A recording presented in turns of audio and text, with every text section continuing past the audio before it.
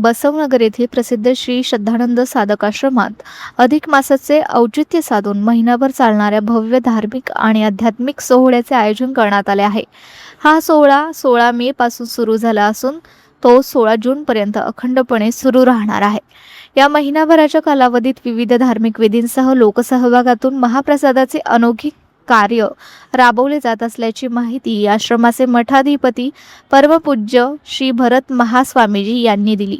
अधिक मास हा दानधर्म आणि भक्तीसाठी श्रेष्ठ मानला जातो। याचेच औचित्य साधून आश्रमात दररोज विविध धार्मिक कार्यक्रमांचे आयोजन केले जात आहे।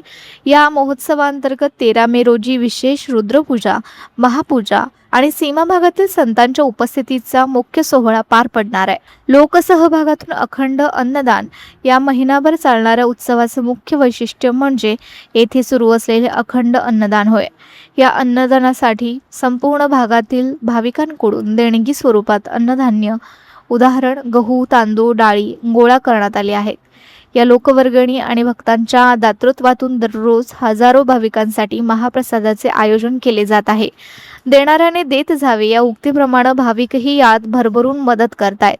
महाराष्ट्र कर्नाटक सीमा भागातील संतांची उपस्थिती या महिनाभराच्या महोत्सवात महाराष्ट्र आणि कर्नाटक या दोन्ही राज्यांच्या सीमावर्ती भागातील विविध मठांचे मठाधिपती आणि संत महंत हजेरी लावणार आहेत। संतांच्या दर्शनासाठी आणि महाप्रसादाचा लाभ घेण्यासाठी दक्षिण सोलापूर तालुका आणि कर्नाटक सीमा भागातील भाविक मोठ्या संख्येने बसवनगर येथे येत आहेत।